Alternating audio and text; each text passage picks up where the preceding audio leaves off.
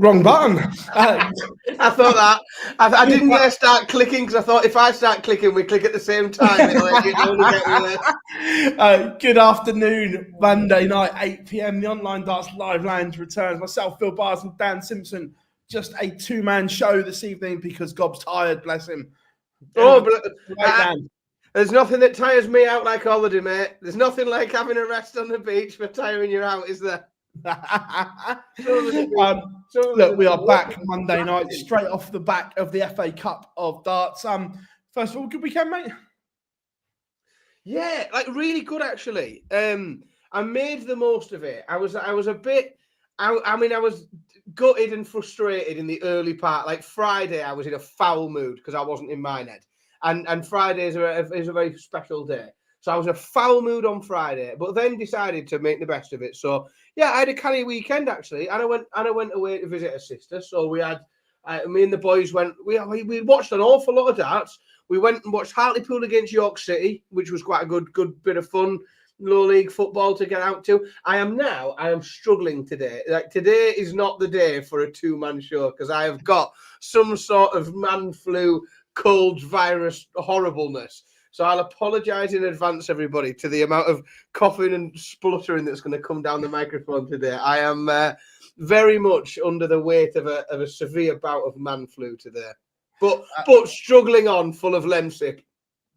Chat room is rammed. Malachi is in. Dale, how we doing? Chris is in.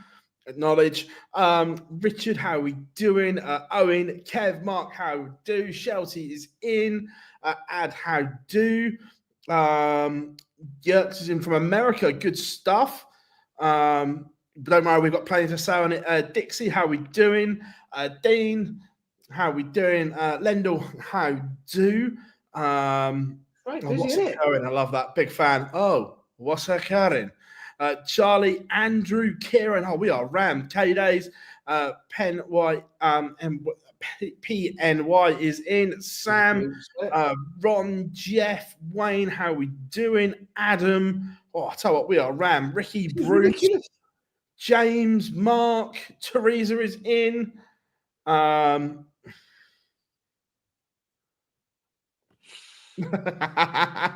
We'll come on to that in a bit. First it's of all, going to have to come up, isn't it?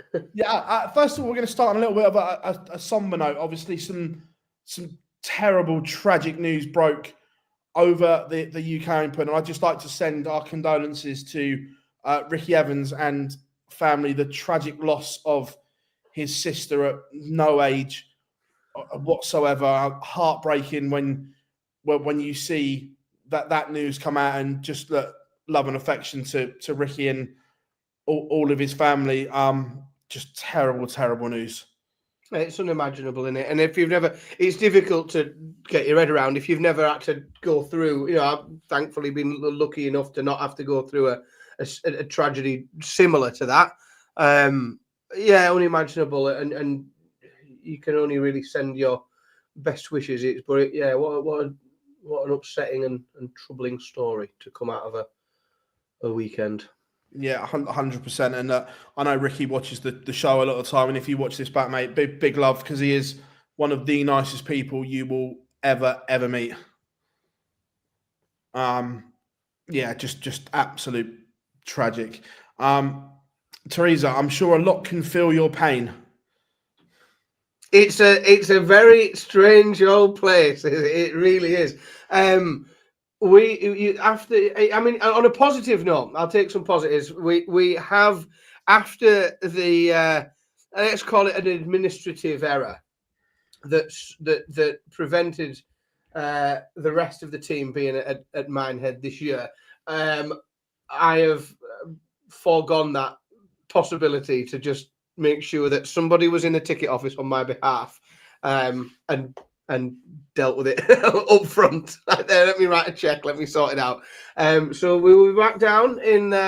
We'll be back down in March next year, February, March, wherever it falls. But I just gutted to miss it this year because I mean, yes, it is. It's bonkers. It's utterly insane. Although I'm incredibly jealous, and because like if that's your first time, Teresa, what you do not understand is the weather. Because I'm told, Phil, that there wasn't a hurricane, nothing froze, nothing flooded, nothing. It doesn't sound at all like Minehead. This. It sounds like they've done it somewhere else. It sounds like they're doing it in the northeast or something. Well, anyone checked out my Instagram across the weekend? It was like the French Riviera in Minehead for 3 days.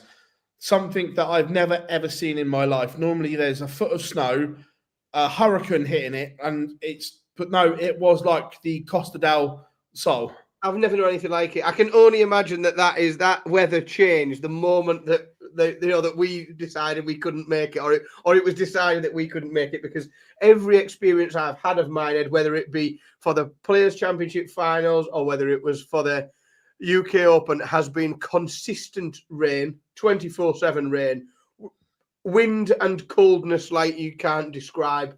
I don't know how on earth you've all got away with it, but I can only just reassure you that as I will be there this time next year, it will be back to normal. Honestly, being ginger, I wasn't expecting it, and I didn't have any factor 50, and I'm not going to lie, at one point I was fearing for my life. You didn't get to the merchandise shop for some sort of amusing hat to keep the sun off. A traffic cone or something would have kept the sun off quite nicely, wouldn't it? Not sure what they'd have made of that in the press room, but yeah. Quick question: as far as I'm aware, Gary is playing the Euro Tour this weekend. Well, unless he changes his mind between when I spoke to him and now. But look, let's go. Let's jump straight in. The UK Open, the most unique tournament, nothing like it on the calendar. The FA Cup of darts, and look, it lived up to expectation yet again.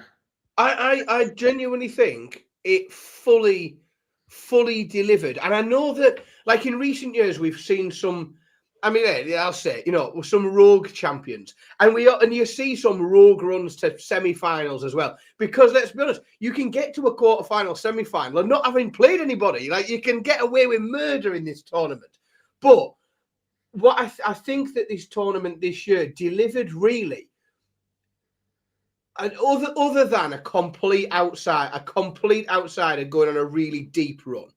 Other than that, it delivered absolutely all sorts, because we saw like real box office matches, games that we don't often get to see, players playing against each other on a stage that we don't get to, almost stuff we want to see, but we don't. We got some of the new tour card holders we got to get a bit more familiar with as they went on, little runs. We saw some monster averages that weren't quite expected.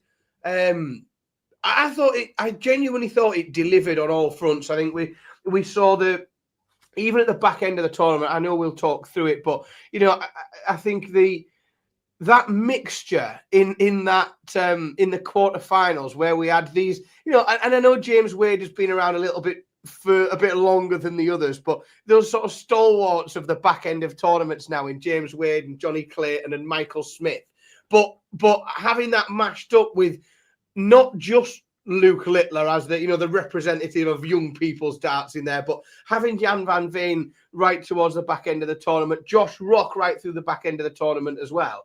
I just thought it had right across the board. There were so many different stories, and we'll get to many of them, but I thought it really delivered this year. Really delivered. Yeah, Anthony is in from Texas. How do, my friend? Look, there was narratives all over the place, and we had drama, we had needle, we had social media posts, we had social media posts deleted, we had players ranting, we had just about everything. It was real intriguing stuff. But look, first of all, the Friday afternoon, those outside boards, the buzz and the atmosphere up there is unrivaled. Yeah, and it's just it's that closeness as well. Like, if you manage to get yourself into a position where let's say there's a particular game that you want to see, you're familiar with a particular player, you want to maybe go and see Tom Sykes play Thibaut Tricol or something like that in that multi-row. But when you're there, you can't not see the boards to your left and right. And all of a sudden you will start to notice that, you know, someone's took a break of throw on there, or somebody who you didn't expect to win gets the lead. And before you know it, you can't help but be trying to follow 8 boards at once, and you're sort of moving up and down. Then you get wind that somebody big is on the main stage, and you've got Dart Connect open on your phone, and you've got ITV on another. It's complete chaos, but absolutely brilliant. And I did think there was some like real solid, good quality performances on those in those early stages, that first and second round in the multi-board room. I thought there was some great darts played, some like really superb stuff. Yeah, 100%. And where is it? On board 3, I was front row. Obviously, look, Jamie's a really good friend of mine. I was front row for that one, and yeah, it was a great game. Daryl Pilgrim was producing out there, and even when we had the draw for the 4th round, there were some big names put up in that multi-board room as well. But that always happens, doesn't it? And it is just, there are only so many sessions, you know, there are only so many people that you can squeeze onto the main stages. And we've now got multiple world champions playing on tour. You can't have everyone who's won a world title on the main stage because they don't all fit. There's too many of them that are in that circle. Like I remember, I think it was last year. Yeah, it must have been last year at the UK Open, seeing like Gary Anderson playing a multi-board room. But that's, as a fan, it's amazing because where you never get that close to watch Gary. You know, Gary Anderson plays on a main stage and you're in the crowd somewhere and he's all the way over there. Or you watch Gary Anderson play in the Premier League, or you watch it and you're so far away. When you get to watch someone like Gary Anderson play that multi-board room, you are like 1.5 meters away from the hockey. You are like, it's like being sat in it's like being in the pub watching someone on your darts team in the pub play darts. And it's such a privilege. And I understand that there will be players with egos who will think, like, how dare you relegate me to this multi-board room and make me play in this environment?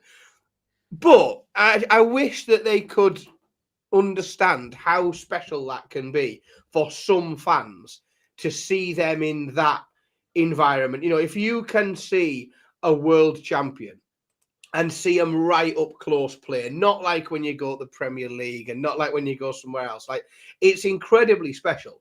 I understand it is what it is, isn't it? There are only so many spots on a main stage.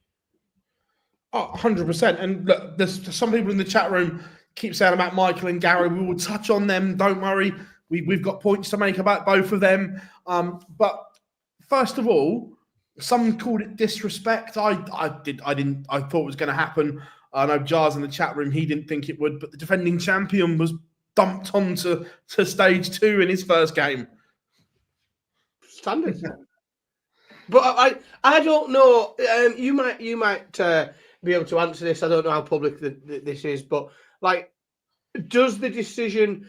My assumption is the decision to do that is a mixture between the PDC and ITV, and the ITV do they not? ITV don't get a say. That surprises me. Only because I just think it's bad business on their part to not.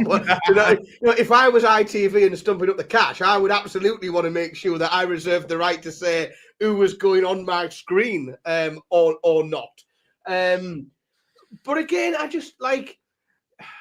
I think that you have to be like, we've heard some players speak on it very well, and we've seen some players speak on it and come across as dickheads. You have to be aware of where you are in the world of darts, and that doesn't just mean what your ranking is and how many trophies you've got on your shelf. Like, there is an element of commerciality to every dart player, and some are more commercially viable than others. And the PDC, who are a promotions organization first and foremost, they want to sell tickets and sponsorships and make money for their shareholders. They will present what they think is the best product that they can present. And of course, that's objective, but you know, they make the decision. It's their game, isn't it? Teresa's they put a picture up on him and he got absolutely hammered in the main arena. Well, yeah, I did notice the problem. So here's where I think some of the problem lies for Dimmy this year in terms of his reception and his crowd, because that, like, the Minehead crowd is so specific, and what they are predominantly is exactly the same crowd that lost their shit with him last year. Because so it's what basically happens is Minehead's events for the following year are sold out during the event. So during the UK Open this year, next year's UK Open sold out. You know, because you can go to the booking office. So everybody goes there every year. So all of the people where we were sat in the main room last year, getting impatient, furious, booing the way that Dimmy behaved, that just all came back to them straight away. He had the same room of people that were in front of him, the same people who he'd pissed off last year, who some of them have come back specifically to boo him because he annoyed them last year. And I don't think it's something that will carry across into other tournaments. But I just think he has made himself the sort of UK Open villain because those same people keep coming back each year and will continue to boo him. Yeah, 100%. I'll tell you what, who stole the show on Friday, and we'll start there, was Beau. What an incredible day she had, from opening up on the main stage, from then going up to the multi-board room, back to the main stage, and then pushing world number one Luke Humphries to the limit was incredible from Beau.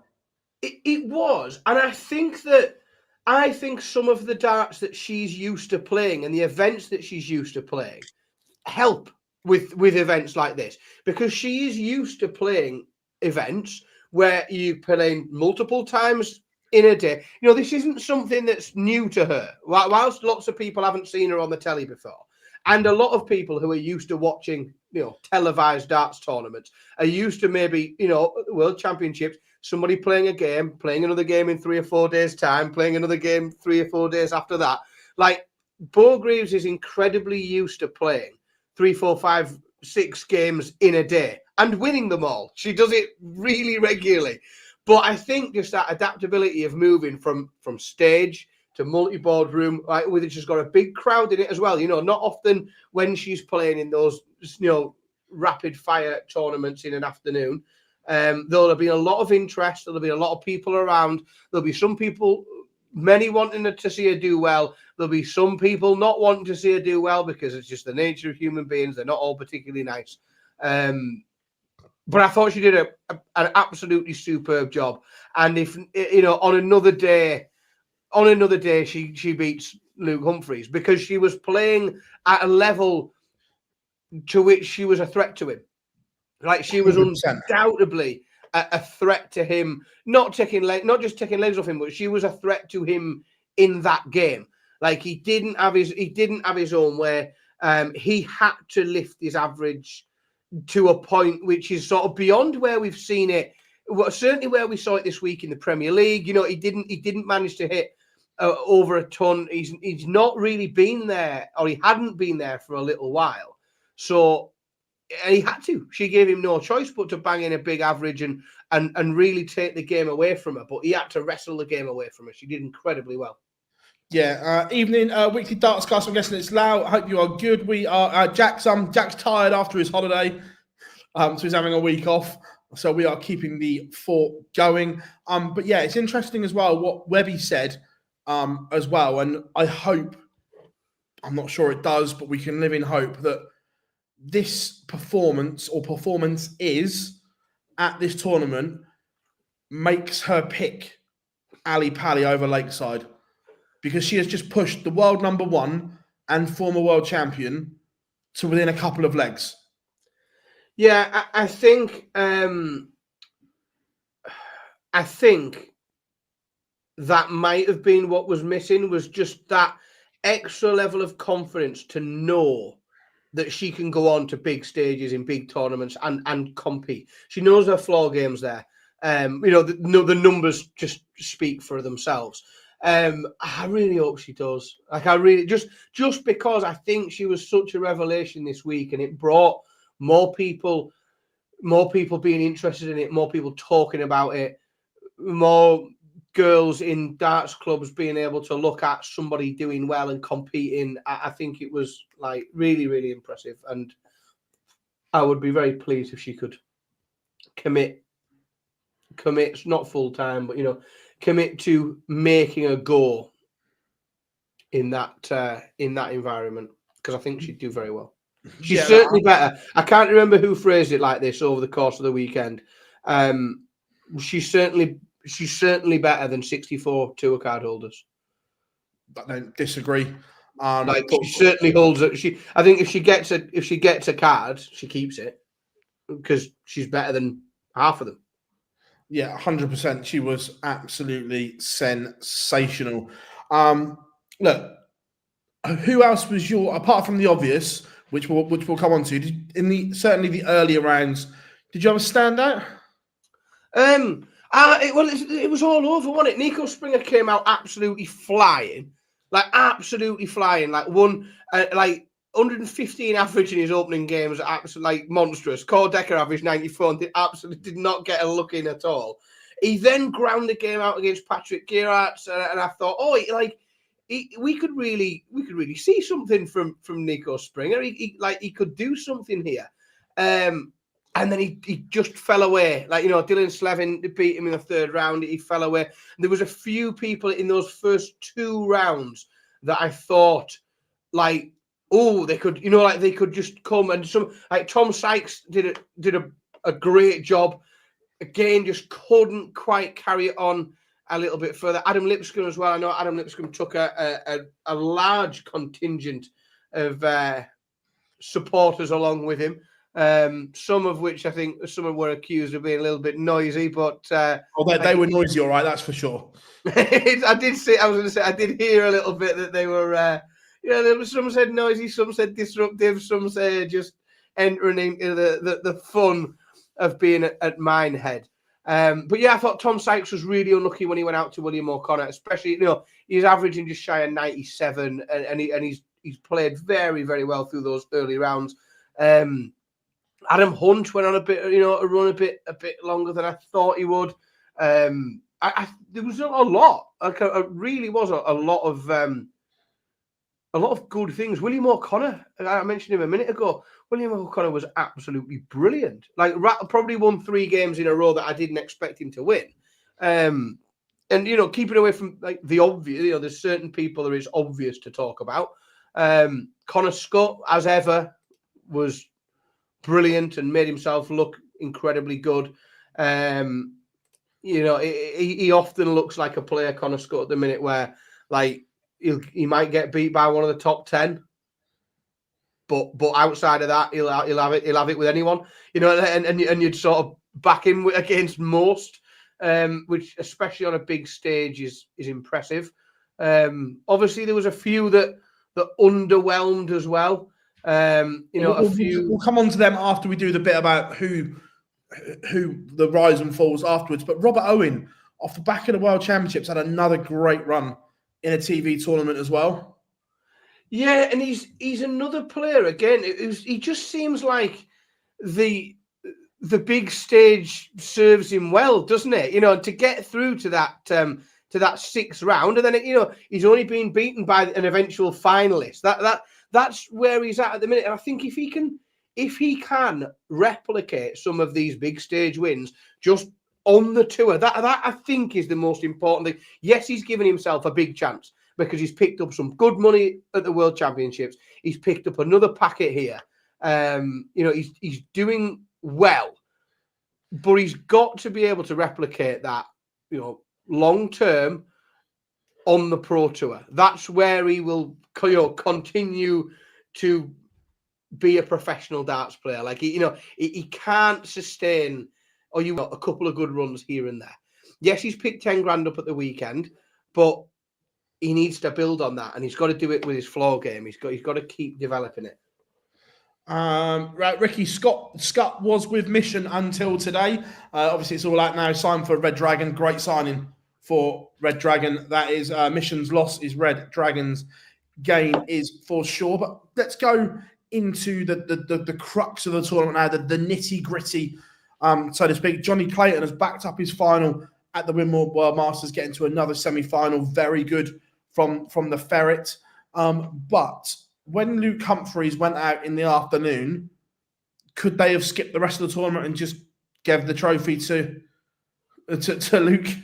Well, I mean, Bet365 seemed to think so, because I had a bet on James Wade at 100-1, and earlier in the tournament, like, I was getting, I mean, it was crap, but I was getting a cash out offer here and there, like, you know, a few quid here, a few quid there. I didn't get a cash out, so clearly the cash out was less than what I put on the bet. Like, when he gets to the bloody final, like, that's how confident the bookies were, like, that it was a one-horse race. I mean, that's the difficulty, isn't it? Is that, yes, this is it is the FA Cup of Darts. Anyone can meet anyone. But sometimes you just start to think, well, Luke Littler can beat everyone, so it doesn't matter. Especially when you get into the back end of that finals day, when he's got that quarter final in the afternoon, followed by the semi-final, that 107 average, followed by 106 average, like that. In terms of a quarter final and a semi-final on the same day, to back up 107 with a 106, and if I'm honest, I think there was far more in the tank. You know, he's averaged 101.5 in the final, but he's won 11-2. He didn't need to have, I think if Wade had made that a bit more competitive, if he could have made it more competitive in the final, then I think we'd have seen another gear shift from Luke that just didn't need to come. But once he was there, then he just looked unstoppable. Certainly on that last day, because the averages were so good and he was being so clinical. Just didn't look like getting stopped, did he? Only one average under a ton in the whole tournament, and that was the Ratajski game, and it was still high 90s. Was just a ridiculous weekend for Luke, and he wasn't well either. He'd had the flu type bug, and I know how he feels. I think I've got exactly the same thing. He wasn't good, as in feeling well, but look, it was just sensational. Let's play some clips, and then we've got some talking points to come on to. Actually, no, before we play the clip, let's talk about our evening. Robbie, hope you are good, mate. Did James Wade have a quick check-in at the Peter Manley School of Dark Arts on the Sunday? Because Humphries had the hump with him, Rock had the hump with him, and look, he could have done anything, and we wouldn't have got to Luke. But certainly, he was under some skins. He certainly was. And I don't know. I don't know how much of it is people allowing him to. I genuinely think that but the man finds ways. He continues to find ways to win matches. And the only way to really beat him at the minute is to consistently outperform him. Like, if you are going to average 96, 97, 98, as he's always managed to do, he will find a way to beat you because his timing will be better.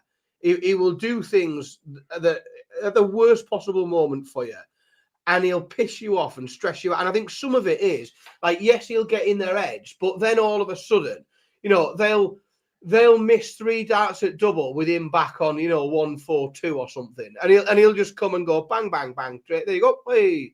And that adds to the frustration. I think that gets him deeper in people's heads. And but Luke's got the cheat code, because the way to beat James Wade is to come out and average 100 not, because he ain't going to keep pace with you, and he's not going to create himself, and you're not going to give him enough opportunities to keep coming and grabbing sets and grabbing legs that he has no right to. You've got to blow him away. If you allow him to stay in the game, he'll nick stuff off you, and I think that gets right into people's heads.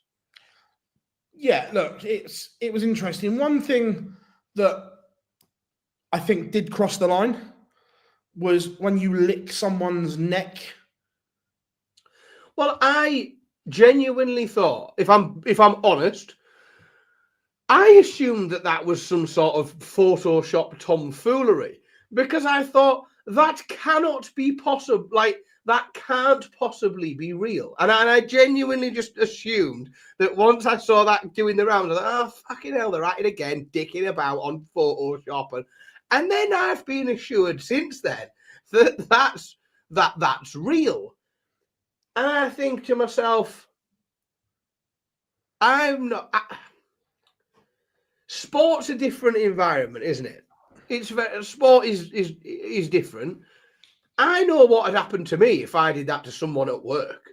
If I'd had a meeting with somebody and left, after a really good meeting, like, great, that we've made a massive difference, I can't wait, and decided to lick them before I left the room, I'd be dragged in front of HR faster than you could imagine. It blows my mind that that's how people can behave. Now, you don't know what their relationship's like either. Maybe that's what, maybe that's what they do. It's like a secret handshake, isn't it? I don't know.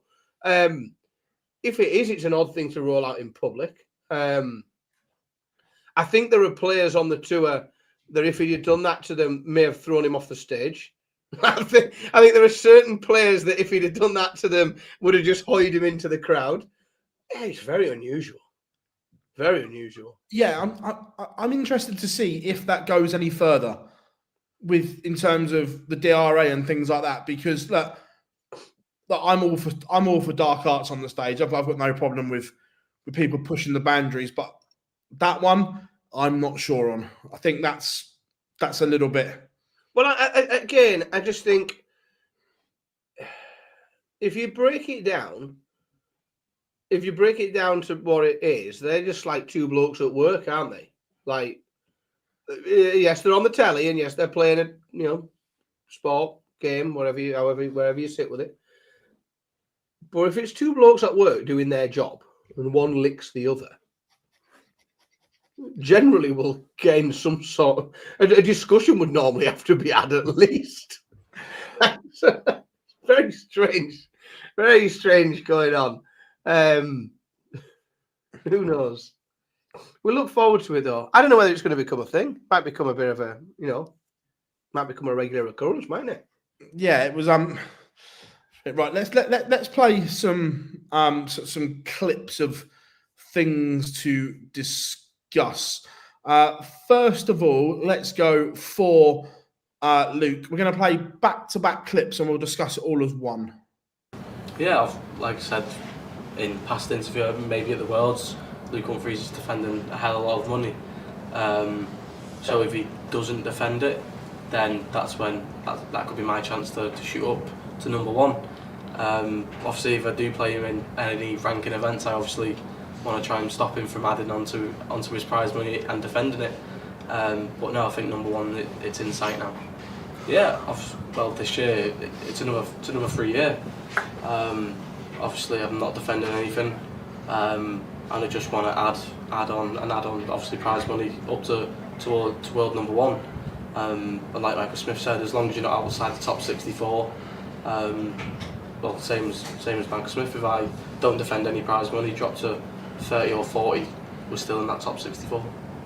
Yeah, I can feel obviously the players around me. They don't want to draw me, and yeah, I'll play anyone. It doesn't matter who it is. Like I said, I think it was yesterday. I think I played everyone on tour near enough. Obviously, if they want to try and beat me, they'll bring their A game out themselves. That's what everyone will look at. Obviously, Luke Humphries going out, and everyone will be like, "Yeah, Littler's he's going to win it." But just had to keep concentrating against Johnny. Obviously, the 5 on the spin to go one like Claire was really crucial. But no, just to pick up this trophy, it means everything. The man of the boy speaks for 18 years old is maturity beyond his years. He definitely knows what's going on around him at all times. The way he talks about, look, world number one is in sight now because Luke is defending this at the back end of the year and so on. The maturity is incredible. Are we all saying it's just a matter of time until he becomes world number one? Oh, I think the numbers are there. So if you look at the percentages of what they're both defending this year, and therefore how many free hits Luke Littler basically gets, is Humphries, without going into the tiny numbers, is defending 60% of his ranking money this year.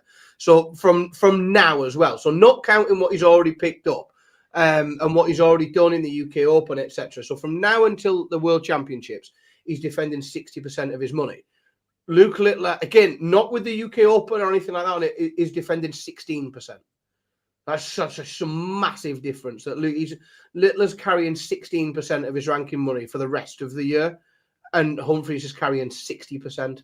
It's a massive difference, and it's virtually the only way. I think the only way that Humphries doesn't slip down to number two and have those two exchange places is Humphries is going to have to almost replicate that 2023 year. And just start winning virtually all the TV events. He's going to have to win the Grand Prix. He's going to have to win the Slam. He's going to have to win the Match Play. He's going to have to go on a real big run. Otherwise, Littler's just going to continue to, like, if he outperforms him slightly in some of these events, if he goes one round past him, or even at the same round, Humphries is losing money from 2 years ago, and these are free hits for Littler. So he's just going to keep closing the gap. As long as they both carry one world championship on their ranking, then you feel it's only a matter of time. Yeah, 100%. I'm with you on that one. And then, of course, if Humphries doesn't win the world championship this year, then it's not even in question anymore. It's interesting as well that he says that he knows the players don't want to draw him and so on, and it must be a weird thing to know that when you're sat there knowing that they don't want to play me. But I think that's not a new feeling for him. I think he's felt that in every room he's played darts in since he was about 12. It's just the players that don't want to play him now are different. Like when he went to JDC tournaments, nobody wanted to play him. When he played in the WDF and he travelled, playing for England, nobody wanted to play him then. When he first came into when he very first came into the PDC, nobody. It's no different. It's just that instead of the players that didn't want him to play, like being other youth players or something, it's now the best players in the world. It's the very elite that are shitting themselves when they get drawn against him.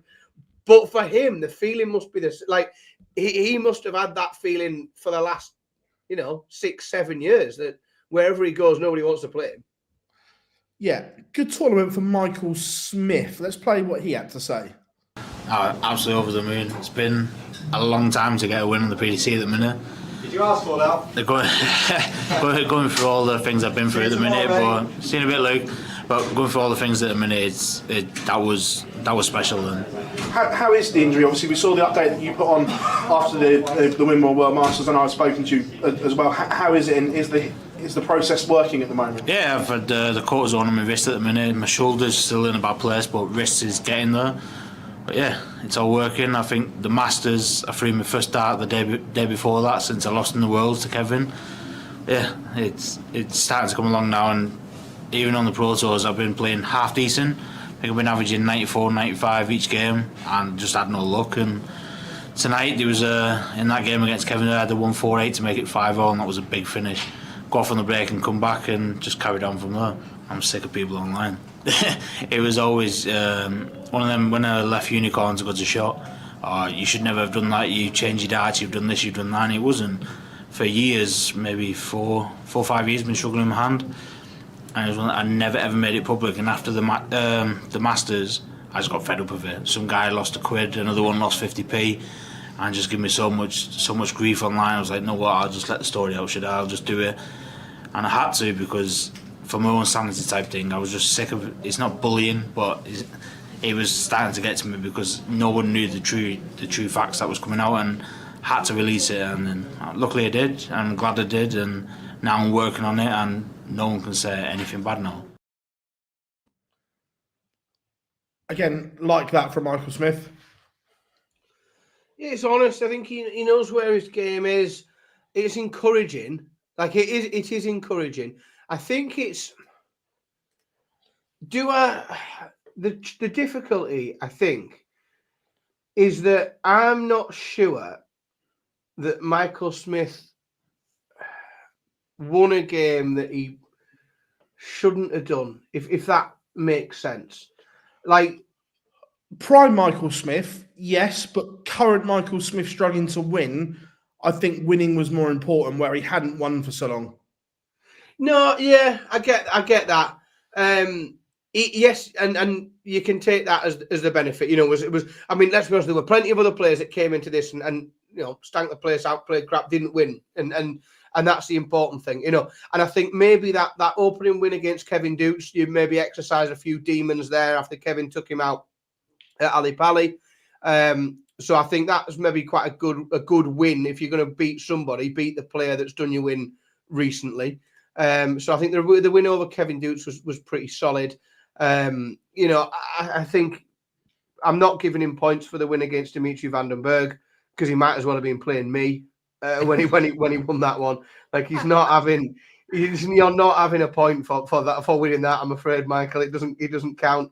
And he was competitive against Johnny. It looked, I think that was a good game for both of them to be sort of at each other, mid-90s, throwing well. I think both of them, and we've seen Johnny on the up lately. But again, we've got to see it consistent. We are used to seeing Johnny get into, repeated, last 16s, quarterfinals, semi-finals, like a mainstay of TV back ends of tournaments, and that's been missing for a good year or so, maybe longer. So to see him go back to back is very encouraging. Right, I'm going to play this and then we'll discuss. I keep talking, and there's so many commentators and so many people outside of darts that are inside of darts. If that makes sense. Yep. Put your phone down, will you? Eh? I want to be back in the Premier League, and I think I will be back in the Premier League in the next 12 months. But I've got to do something drastic to earn that and justify that. I'm not going to get what some players get by a dust off and an invitation. I've got to stamp my rights down, and I think I am capable of it 100%. But if I do it, it's what I did, I screwed up last year. I think the Premier League was really open for a lot of players. I think 2 players that got in were probably because they're part of something that's bigger than darts. But I think if I'd have had a good World Championships, which I haven't had for 3 years, I think I'd have had a real good chance of getting in. Yep. Me and Michael van Gogh were talking about it. It was like no one's done anything whatsoever. And I think if I'd have had to send me to the Worlds, mind you, if I had to send me to the Worlds 2 years in a row, I'd probably be number 3 in the world, number 4 in the world. But it's. Me and Michael spoke about it well, and it was so open. Do you know what I mean? And that no one gave the PDC or Sky any other reason than to put 2 players that controversially shouldn't or should have been in it. And there was lots of us that had a chance to do it. Welcome, lots of us. I managed to get my head out of my hands just for us coming back from that video. I can't decide, right? And sometimes I think he nearly slips. Like I think the first half of that interview, I swear he's shithousing. I swear he is. Like and I think he thought like. The professional wrestling fans will know like the phrase "a worked shoot," and I genuinely think he starts off working people and he's shithousing, and I think he's genuinely working people, and I think he's having a great time doing it, and I think he gets about halfway through it and starts to believe it.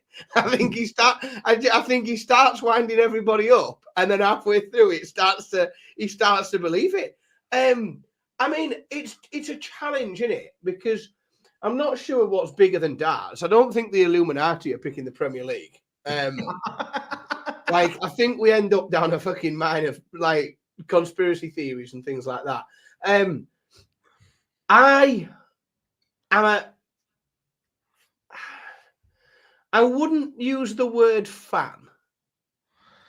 However, as a person who enjoys to manifest chaos within darts, there are in the current climate, there are few people as capable as James Wade for manifesting absolute chaos, whether it be the way that he behaves on stage, whether it's the things that he says, whether it's his interactions with the press, whatever it is.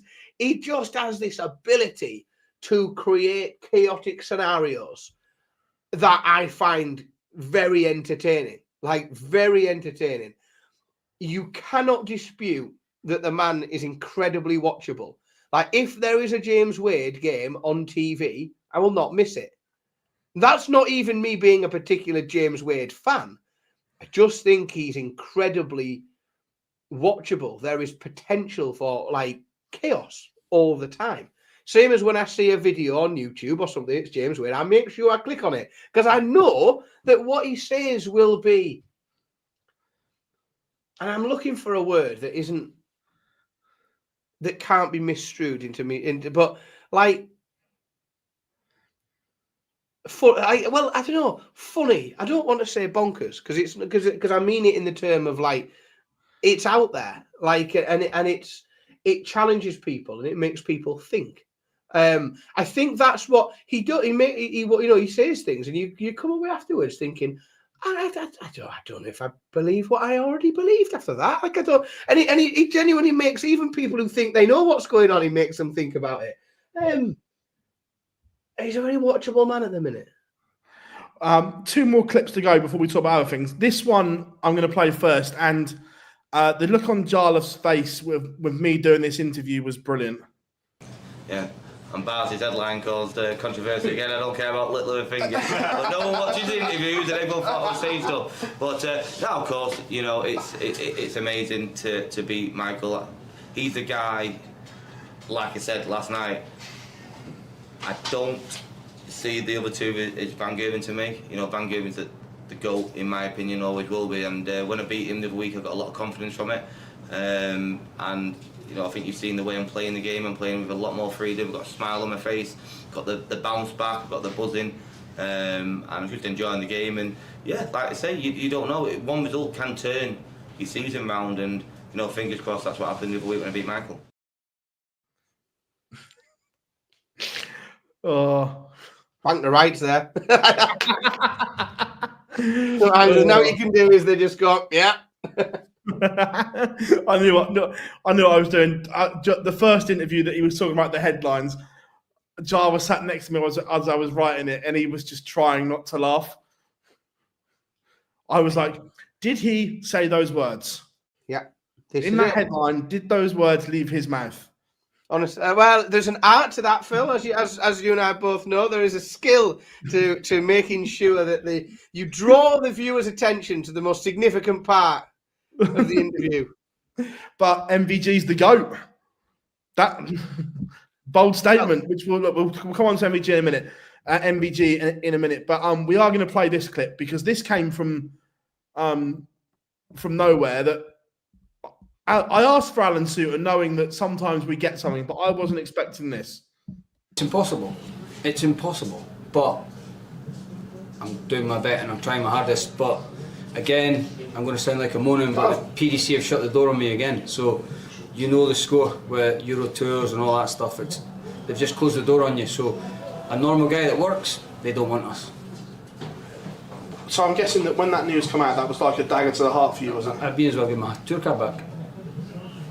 That's as bad as the players feel about it. Horrendous decision by the PDC.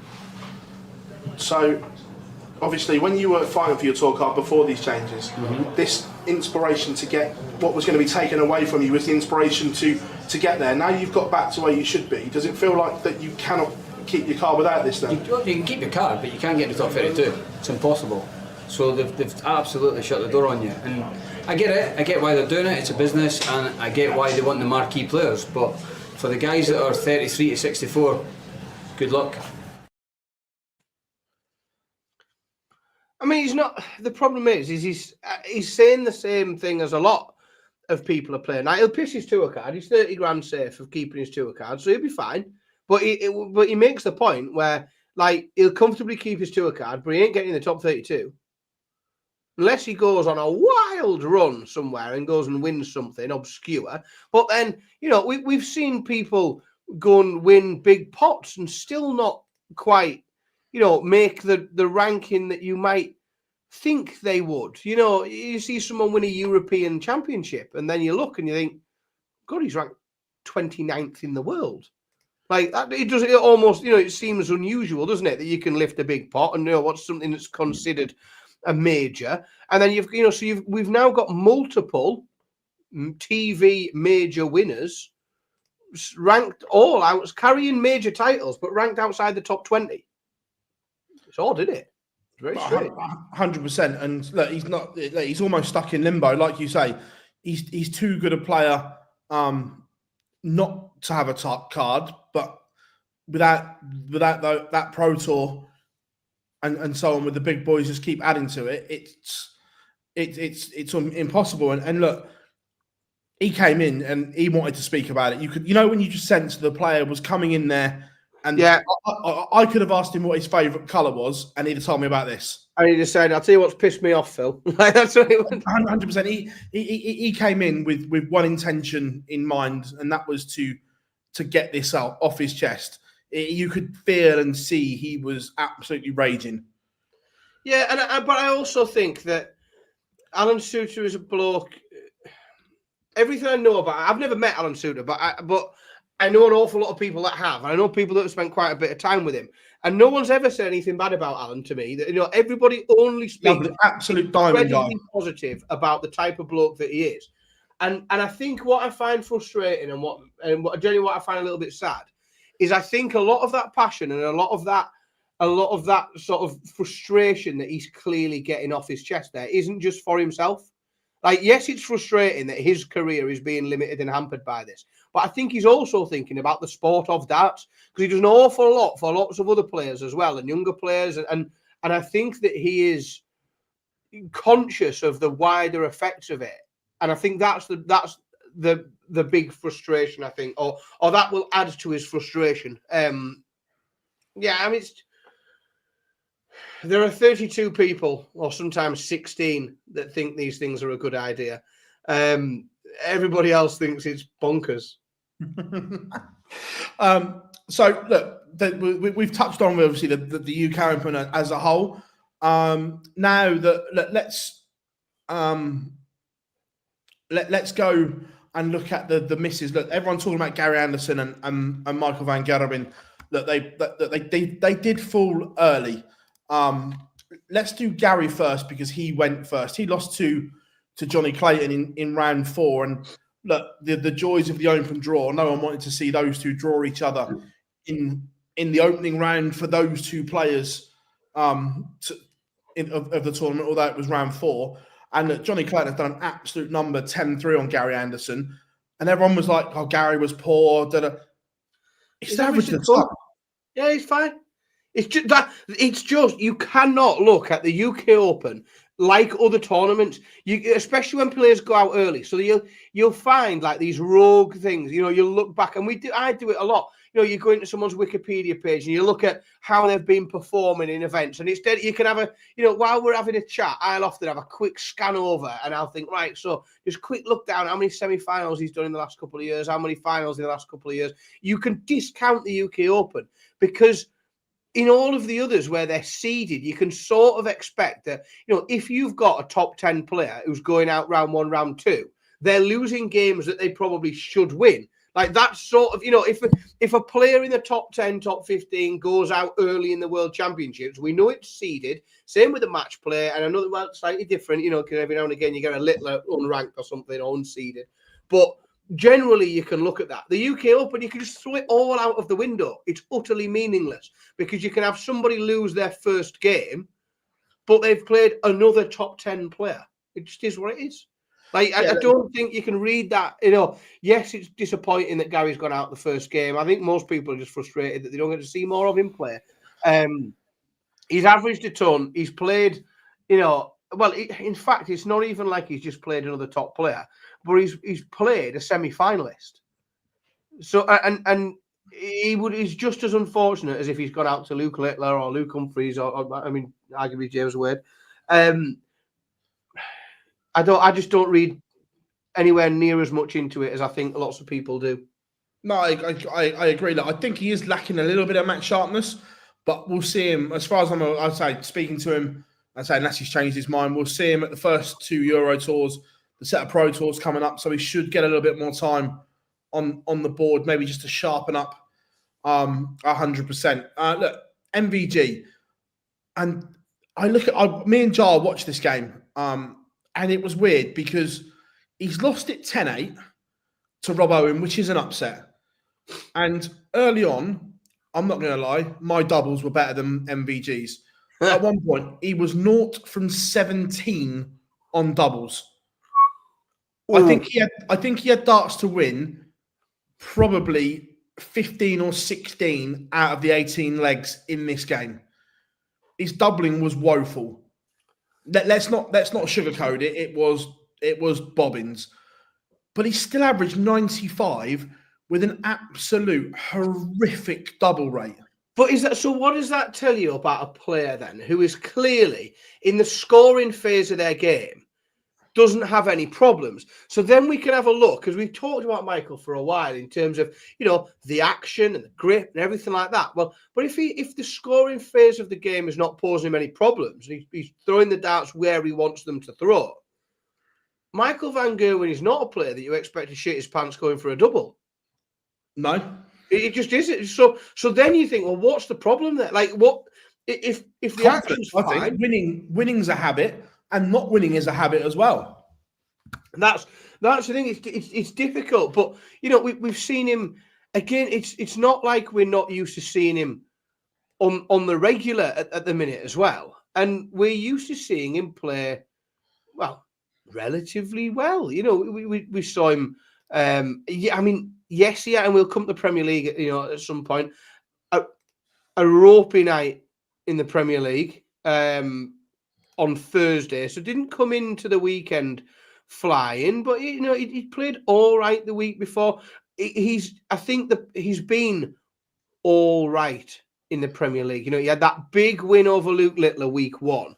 106 average against 105 or whatever that game was, like really impressive.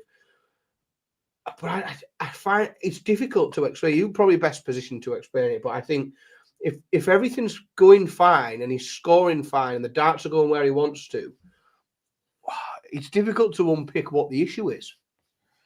Well, about him hitting a double. If you look, right, he was 0 from 17 and then he finished 8 from 34. So after he hit his first one, he was 8 from 17. Which is about where you'd expect him to be. Correct. 45%-ish, which is where you want him to be. So whether it was just a slow start, something wasn't quite right, something didn't feel right, couldn't get it, and then once he started hitting the doubles, they started going in, as you would normally expect them to. But it's a funny one. But again, this goes back to, look, we judge MVG on MVG levels because when you look at the overall numbers, he's averaged 95. It's not bad, and we think he's had an absolute shocker. But that's how we talk about 100%. Look, all of these. But not just him, to be honest. It's how we talk about most of these players in the Premier League. These 8 Premier League players who we're used to seeing every week. If they slump below a 95 and they get beat, we'd never give enough plaudits to their opponent, and we say they've underperformed. And it's probably not fair, and it's probably not too fair on the people that beat them. It's probably not fair on Rob Owen that we spend time. And I know it's just because he is who he is, the GOAT according to Nathan Aspinall. But we talk about Michael van Gerwen more than we talk about Rob Owen. Instead of thinking, well, he was incredibly clinical and did really well and managed to beat a 95 average with a 90 average because he was clinical and he didn't bottle it against the GOAT. But it is the way. It is the way with it, certainly with these 8 and Michael van Gerwen. As much as probably Luke Littler is always going to get that, accusations of just underperforming when he's played as well as anybody else. Yeah, Frank, I completely agree with this comment. I just think it's confidence that I don't think. And Johnny, I'm not being deluded. I think he can win another world title. Look, did I think he would get to this year's world final? No, I didn't, but he did. Look, and he's beaten Littler. He's beaten Humphries. He can still beat them. It's consistency is the issue. So remember, winning a world title, the way it's going to be now, with 128 players, you almost break the tournament down into individual segments. It's going to be, right, I've got 2 games before Christmas, 2 games after Christmas, after the New Year break. So he hasn't got to play well all the time. In one-off games, in one-off big games, can MVG still turn it on? 100%. We've seen that. There isn't anyone as well, and I know it's a silly thing to say after watching him play the way he did at the weekend, but there isn't. Whilst like both Lukes have had incredible couple of years, like very very few years, good couple of years. They will have a dip. Yeah, and we aren't seeing, and we are in both of them, and it's maybe because they're both around at the same time that they're taking it off each other. We haven't seen that dominance that we saw from Michael van Gerwen at his peak, Phil Taylor at his. We haven't seen that from either. Now, again, that's. I mean, Jesus Christ! Imagine saying that. Like, we've not seen somebody play as well as them, which is hilarious. But they can still be got at. Like we've seen at the weekend. We've seen Beau Greaves push Luke Humphries, make him really have to play well, and then we've seen him beaten unexpectedly by James Wade. If James Wade can beat you, Michael van Gerwen can beat you. That's darts. So he can still get at them all, and they can all still be got at. They'll just win more matches than he will, I think. Over the course of 12 months, both Lukes will win more darts matches than Michael van Gerwen will win over the next 12 months. But if he wins the important ones, then he'll lift a big trophy. Yeah, 100%. Look, is he on the same form as the 2 Lukes at the moment? Consistently? No, not even close. But in terms of where he was to where he is now, I still think the game, forget results, I'm looking at the game, the numbers, the action, he's still heading in the right direction from where he was, right? 6 months ago, that 95 that we're all saying is an awful performance would have been an 88, and we were all calling it a stinker. That B game C game when he's not on is rising again. It is the thing. And I look at that, the back end or mid 2024 to the end, we were getting 88s and 89s. We were getting absolute stinkers from him. The variance is just narrowing, isn't it? Correct. Look, okay, he's not going to that 108, 109 mark as much at the moment, but he's around that 101 to 95. You don't always have to get there to win matches. You don't always. And generally, the reason people had to get there was to beat him. There's a lot of people. The reason somebody needed to get to 107 was to beat Michael van Gerwen. If he's not at that level, then you don't. It pulls everyone else down a little bit. You don't have to do as much. Oh yeah, 100%. So look, he's getting there. It's not perfect by a long stretch. But he is, for me, he's still going in the right direction from where the game was. Yeah, and again, it's funny, isn't it, talking about the player who, he's in the Premier League, he currently sits at number 3 in the world. And that's a very comfortable number 3 in the world, by the way. Like, he's number 3 in the world by a couple £100,000. Yet we still find, I think such is his ability and what we know he is capable of, that we still find countless ways in which to criticize the result, if you like, the outcome that he's producing, even at that a level of the game and a ranking that most players can only ever dream of. Right, 2 seconds, I'm going to grab a dart to demonstrate, because What have you grabbed just out of interest? I've actually grabbed the MVG ones because they were there. So Frank says, I'll just put up on the screen. Phil, is noticed me that MVG as marked changes in throwing action seem to. So, right, pre-wrist operation, and everything like that. So he'd come back, and the dart in the fingers would be just above parallel like that. So as it was coming back to eye level, it was just up. Where I don't know this, but I'm guessing it's a combination of the pain he was getting from the wrist injury, having the operation. It is now changed, so he's coming back, and it's just down a little. When he's playing well, it's just below there like that. And I think, look, that takes some time to get used to changes and things like that.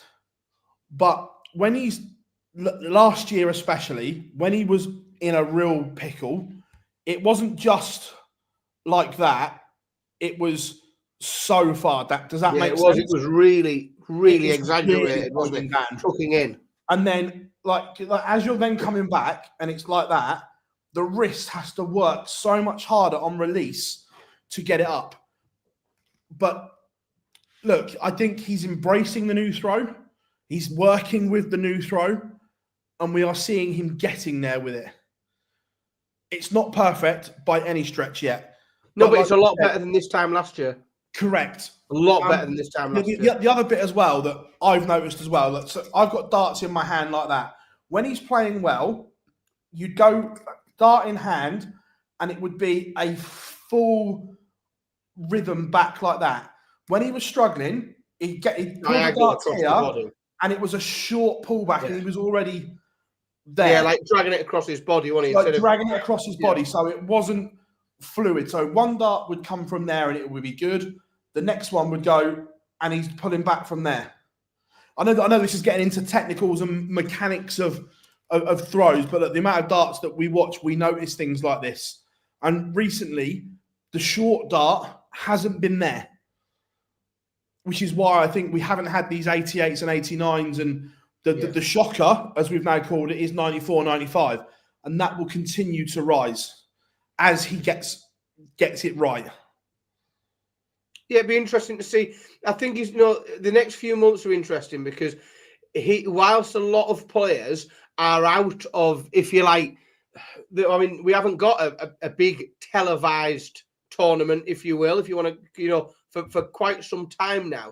But being on that Premier League circuit means that where others are just playing floor games and not up on the big stage, he continues to be. So he's continuing in an environment where he can work on his game against the best players in the world in a big arena, big stage. And I think that's perfect for him. There are other players that, the pressure of doing that whilst they're working their way back to where they want to be, that the Premier League wouldn't be the environment for them. But I think for him, it's perfect.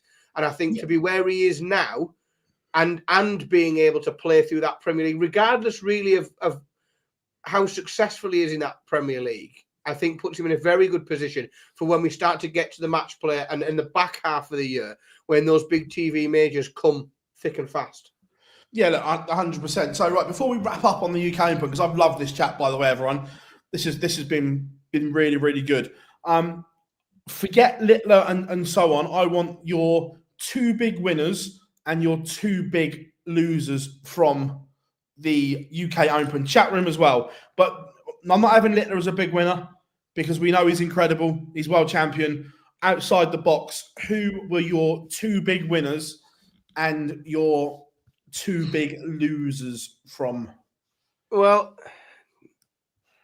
big winner number one, and I'm trying to go outside the box. So again, it's easy to pick Wade, it's easy to pick, but big winner number one for me, because I don't know how, and it's only because the UK Open kicks up that many different stories, but I don't know how we've not really managed to speak in any detail yet about Josh Rock, who's managed to play his way through to a semi-final, played some gorgeous darts on the way through. Again, he has not had remotely close to a nice draw. We look at players that get through to a semi-final at the UK Open, and you can think, but look at who they had to play to get there. They've not really bumped into anybody. Like, Josh Rock's, he's had an absolute nightmare of a draw. Like he's had to come through, teammate and good friend in Rob Cross. He's then got to get through, current Premier League player Nathan Aspinall. I think earlier he had potentially, in terms of entertainment, one of the games of the year so far with Ross Smith. Like Josh Rock he's done it the hard way to get that, because he's had to come through some really tough games against massive players. And so I think that big semi-final, as you've got to have Josh Rock down as a big winner from the weekend. Big losers are tough, because it's where you want to go with that, as to whether or not you think someone's massively underachieved. Is it a big name that's gone out early? In which case, I'm probably going to have to look at maybe a Joe Cullen, because of the way that he's gone out. So he's gone out in his opening game to Krzysztof Ratajski. I know Joe hasn't been in amazing form. It's certainly been on the rise, and he's been playing very well lately. Trajectory on the way up. He would have probably looked at that draw against Ratajski and thought, like, yes, there are much more attractive games in that draw that I would, lots of other players I would have maybe preferred. But the way that he went out, that 10-4 in the opening game, I just felt like he went out with a bit of a whimper. And I don't think he will have been pleased with it. I think he'll be frustrated with himself to have gone out in that fashion. I'm not sure who else. Who have you got? Who have we got? So, I think that I agree with some of these big winners. I think Josh Rock, big winner. I think Jan van Veen, big winner. I think Nathan Aspinall as well. Getting to a quarter-final is a big win for Asp. But also, I'm putting Beau in there. I think Beau. I just think we'd already talked about it quite a bit. Yeah. I tried to just look outside the box. The biggest winners of the weekend, I'm going to go Josh Rock and Beau Greaves. My biggest losers of the weekend, in terms of what I was expecting more. Marcus just said there, Wessel Nyman. I was expecting more from him, and I'm going to go Stephen Bunting.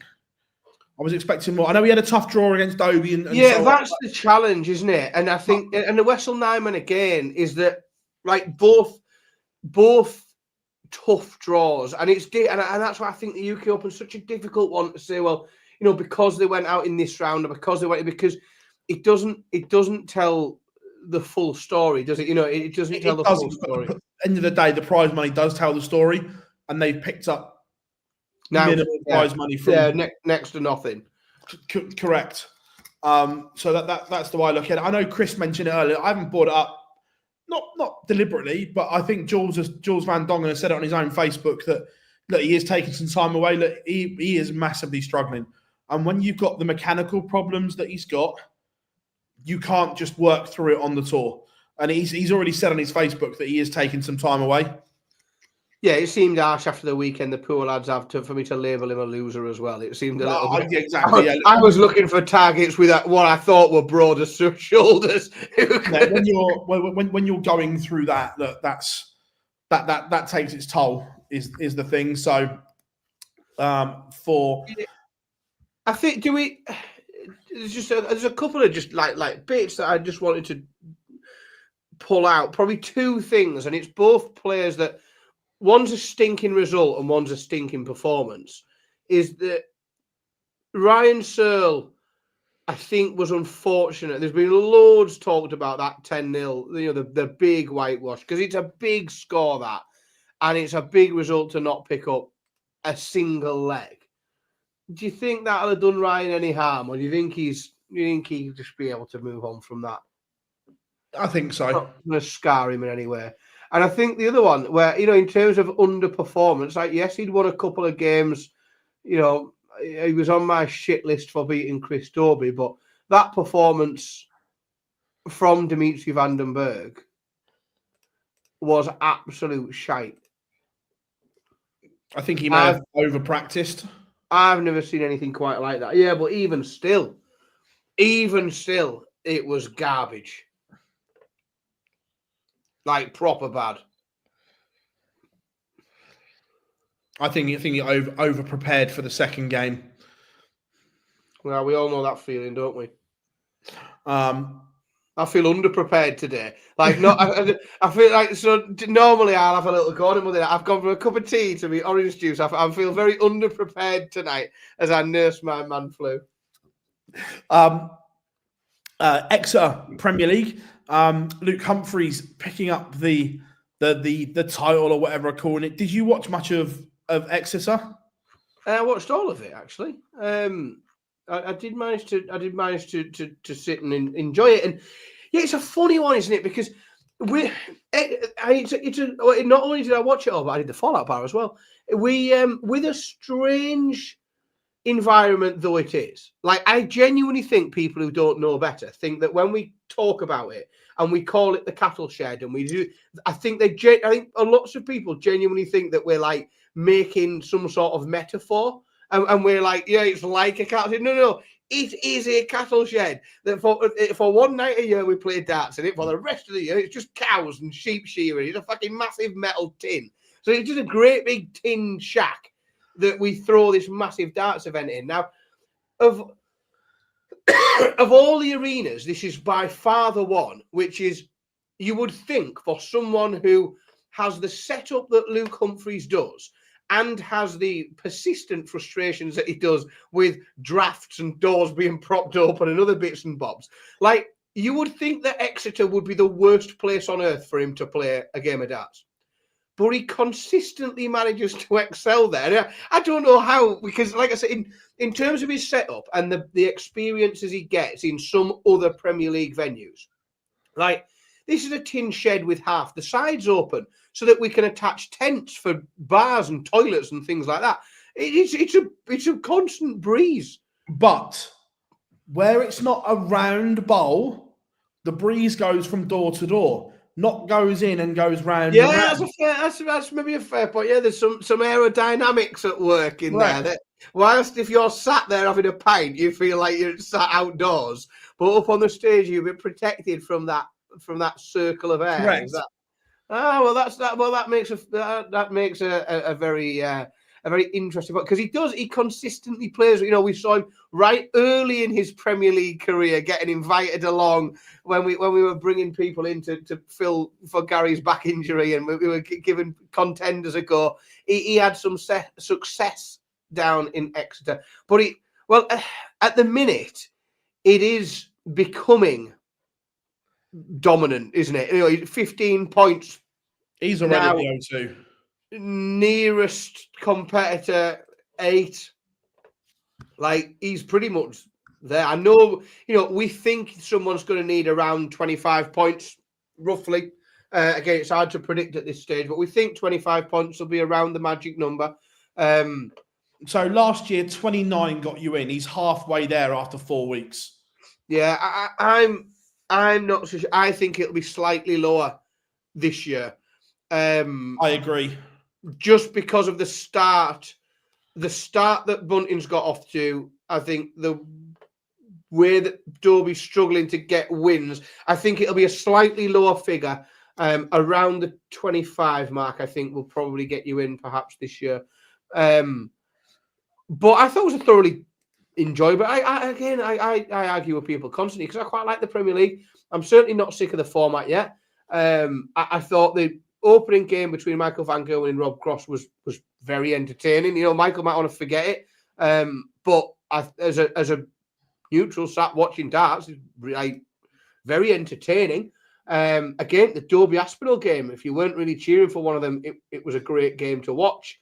And then Littler just, you know, puts a shine on it by averaging 112. You've got to be thinking now, as Stephen Bunting, you know, 4 weeks in, still not a single point, you know, tipping up, averaging 105, and you still haven't got a point. Like, I think it's becoming a bit of a harsh reality, you know, how tough that Premier League stage can be. And you know, he might see his game next week against Aspinall's one where he can pick points up. But again, we see Aspinall play really well this week again, carrying a bit more form. I'm starting to get a little bit worried for Stephen Bunting and for Chris Dobie, if I'm honest. Well, we'll come on to that in a second. Simon, I'll star your question and we'll come on. We'll answer that in question time towards the end. But look, we do head to the Brighton Centre for night number 5 coming up. And the quarterfinals are as follows. Gadwin Price will take on Michael Van Gerwen. Luke Littler will take on Chris Dobie. Rob Cross, Luke Humphries, and then Stephen Bunting, Nathan Aspinall to end the quarterfinals. So it is a big night. But first of all, we have Price and Van Gerwen, a game that we always look forward to. Certainly do. And I think that's a really interesting game because I think it could be anything. I think it could be 6-5 and they both average 103. Or one could win 6-0, or the other could win 6-0. I genuinely think it's a very intriguing game. That's why I sometimes like the Premier League, because even though we see them every week, you don't know which version of them is going to turn up. I'm going to hope that this is everything we think it can be. And I'm going to go with a Michael Van Gerwen 6-4, but I think it'll be a hotly contested game. I think we'll see big averages from both. I think both will be pissed off about a weekend where they will see missed opportunities. I think they will see some of the players that have gone to, quarterfinals, semi-finals and think, I should have been right in there. And I think they'll both be pissed off and it'll manifest with a cracking game of darts. Yeah, 6-4 MVG. I agree. I think both will be pissed off. I think it's a bounce back game for both. I'm going Gadwin Price. Good on you. I think it could be a case of who wins the ball. Yeah, I get. Well, I had it 6-4 because I think it's probably a break. You sort of think, well, if one of them, if one wins the ball, picks a break up. If you pick a break up early, I think that is the key in it, and you can race. Both of these could race to the finish line if they come out, break, get out fast, and then run away. Yeah. Enjoy the Brighton Marathon, Matt, and again, regular friend of the show. Happy birthday, Fraser. Glad you had a good weekend, mate. Happy birthday, mate. Then Luke Littler against Chris Dobie. I'm fearful in this one. This could be a rat. Yeah, I said this on the Fallout on Thursday, and there's two players I'm worried about, and it's Dobie and Bunting, but only one of them has to play Luke Littler this week, and I just think he's so dangerous at the minute, and this weekend, I fully respect you, Scott, but even I can't pick him this week, I'm afraid. I think Littler 6-3. Yeah, I'm going to go. I'm going 6-3 as well. Rob Cross, Luke Humphries. Interesting one, this. I think we saw that in the semi-final the other night, and it was really tight. Rob Cross came through some really tight games. One he won and one he lost. I think it's going to be really tight again. Really tight. Cross 6-5. I'm going Humphries 6-4. Now, this game for both players is huge. Aspinall has got points on the board recently. Bunting pointless going into night number 5. Even this early, are we calling this a must-win for Stephen Bunting? Yeah. Yeah, but I think it's different. That I don't know how closely they're obviously aware of it, but a win here for Nathan Aspinall puts him, in the green in that top half comfortably, and he's looking like doing something in this Premier League, and his form's starting to really come together. I think Nathan's going to really fight for this one, and I think he'll win. I am worried about Bunting in this format. I think I think Aspinall will edge him 6-5.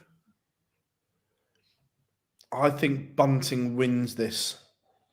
But again, not without drama. I'm going to go 6-5 Bunting. So, chat room as well. Who do you have getting to the final and who wins Brighton? Ooh, did I did pick Michael Van Gerwen, didn't I? I did. Right. Yeah. Well, that's irrelevant because he won't beat Luke Littler. So, right, I'm going to go a bit rogue. I will pick a night win for... It will be his first night win of the year. Rob Cross will beat Luke Littler in the final. I am going for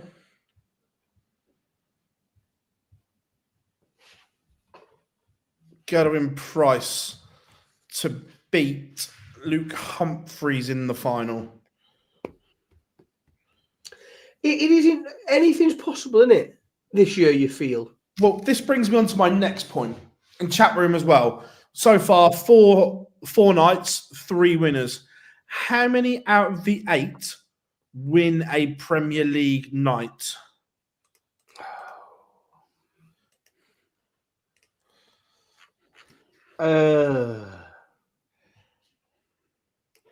It's not. I don't even think it's 6, you know. I don't think it's 6 either. And I normally like to call it a bit bonkers. Like, I like to call it wild, but I think it's probably 5. I'm going 5 as well.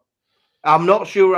I'm not sure how happy I would be to be certain on who the 5 is. I think It's Van obviously Gerwen the 3 wins that tonight. I think it's the 3 that have won one Yeah. plus Cross, and then I just think Cross has got one in there. The game he'll find 3 games in a night and win. And then it's like, for me, the 5th is it's Aspinall or MVG. And I think it depends on which one goes which way. I think if MVG continues on the up, he'll get one. But I think if he doesn't, and Aspinall keeps going on, they're both on the way up at the minute, both of those players. And I just think it's which one of them will get there, the other one might stutter a bit. I think MVG wins one, and then Aspinall or Cross. I don't think Dobie or Bunting win a night. No, at the minute, I tend to agree. I think what both of them need is to win a night. I think that's the thing that gets them going. That's the thing that gets them going.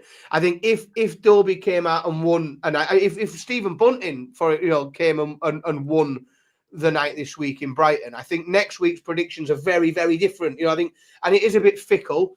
I appreciate that, but I think all of a sudden we start to think, he can win a night and he can win on the big stage, and yes, he could take that on. And next week he's playing someone that's a bit more beatable. But I think they both need something big soon, or it's going to slip. Yeah, I agree that I think already it's looking kind of the top 4. The order might change, but I don't think the personnel in there will. No, sadly not. I think that's looking a bit one-way trafficky as we head to the South Coast this week. And, of course, then the players head off to the Euro Tour as well, the first of the 14 European Tour events will come there. This is an interesting one. Sadly, I think by the time Aberdeen comes round, everything will be irrelevant. I think Aberdeen could be the most boring Premier League night because there's nothing on it. Yeah, and that we've seen that in previous years, haven't we? And we've seen it when there's a whipping boy and when we're not sure or when we're very separate in terms of the top and the bottom. The new format does throw it up a little bit. Certainly in these early stages, it takes a while. Yes, we get our solid leader quickly, but that mid-table, that midfield, like there is still an awful lot of opportunity for swing and bounce around in there. Like for example, Chris Dobie's currently second bottom and looking like he's really struggling. If he wins a night, he goes second. So like it's a different. We're still early, but we are seeing, and the separation is the extremes. It's the top and the bottom. The man at the top and the man at the bottom look a long way from each other. Correct. But the middle of the pack, there's still plenty of time at this stage for movement. It's just how it's a long. It's not Aberdeen, is it? Sheffield, the last one this year. Yeah. It's a long way off still. Like we're still a long way from there, and a lot of darts to go on between now and then. We'll see. All right, I'm getting a lot of stick for my Aberdeen prediction. Even more controversial then. The new arena at Aberdeen's shite. The old gas and oil arena, the atmosphere was much better. Is it? Oh, so I've made a mistake there in the when I've seen it's the P&J, isn't it? Don't get me wrong, the P&J Live, it's all shiny, it's new, it's lovely, it's modern. Oh, yeah. But the old atmosphere at the old gas and oil place was incredible. Well, I'm showing off my ignorance in that I thought I thought the P&J Live was the equivalent of me still calling, the MEN. I thought it was a change of sort of sponsor, if you will. And that the naming rights had changed to the building rather than being a different venue. I didn't realise that. I didn't realise that was a different venue up in Aberdeen. So I'll put my hands up on a bit of a Sam, I will star that for the end, mate. Not a problem at all. So we don't forget and come back to it. Yeah, look, it's don't get me wrong. The new one, it all looks great, but the old oil and gas place was a great atmosphere.